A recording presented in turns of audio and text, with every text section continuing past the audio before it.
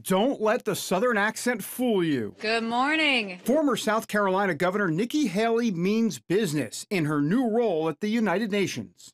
For those that don't have our back, we're taking names. As U.S. Ambassador to the UN, Haley has begun to shake things up at this international body, which has received plenty of criticism from its host country. That's where we began our one-on-one conversation in New York. Well, I thought I needed to make how this community was going to see the United States. I thought that it was my job to go and start positioning that. And it was that the United States is leading again and that they were going to see true leadership. But more importantly, they were going to know what the U.S. was for, what the U.S. was against, and there would be no gray area. Israel is right at the top of that list. The United States is determined to stand up to the UN's anti-Israel bias.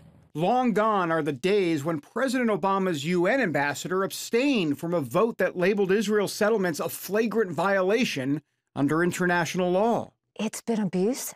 Like, it really has. I was floored when I got here at how biased they were against Israel. On the smallest things to the biggest things. It was almost like the UN community just bullied Israel. Her action led to a hero's welcome in Israel this month. Thank you for all your help in standing up for Israel, standing up for the truth, which is standing up for America. Haley feels defending Israel is a moral obligation to do what's right. She recalls sitting through meetings where country after country went after the Jewish state. I got mad. It was just unacceptable. And so what I did was I just called them out.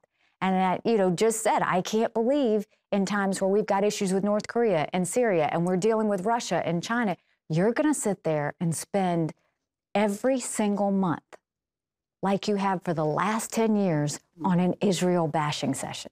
It just blows my mind. Haley's hit list is long. The U.S. is considering pulling out of the UN's questionable Human Rights Council, considering that countries involved in it also commit abuses. The Venezuelan people have been robbed of their human rights.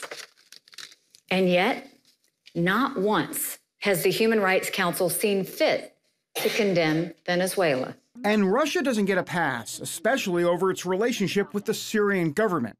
If Russia has the influence in Syria that it claims to have, we need to see them use it. We need to see them put an end to these horrific acts. How many more children have to die before Russia cares? So how does Haley think the U.S. should deal with Russia? I think it depends on the issue.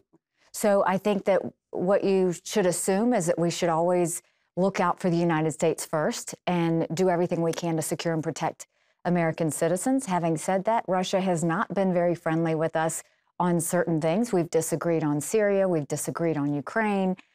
We've disagreed on certain other resolutions and issues.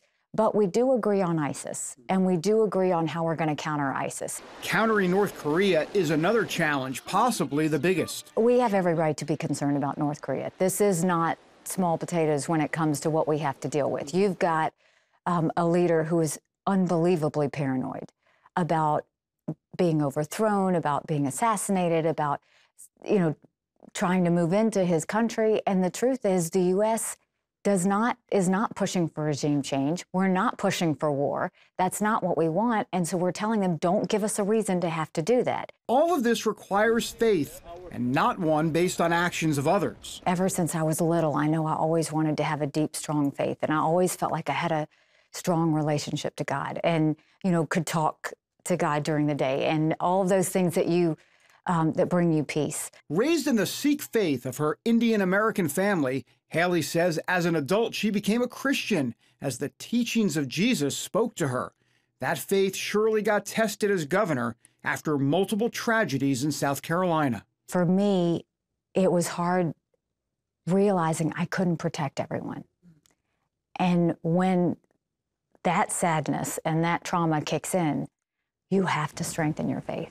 You have to. And so I think that really forced me to have to just say, all right, God, you've got to take this. I can't do it. And she realizes she has to let Jesus take the wheel here at the UN, too. I feel like now that we're in New York, you see a lot more pain. You see, whether it's religious persecution, whether you see chemical weapons usage, whether you see crematoriums and things like that. We're starting to see all of those things, and it's just hard. And you just have to go back to your faith, because at the end of the day, the way I look at it is I have to be the strongest I can be. I have to do it with passion. I have to do it with conviction. I have to stay true to myself.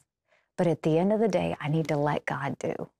And so that's the way I look at it. She's leaving it all in God's hands. And clearly, God is using Nikki Haley for such a time as this. David Brody, CBN News, New York.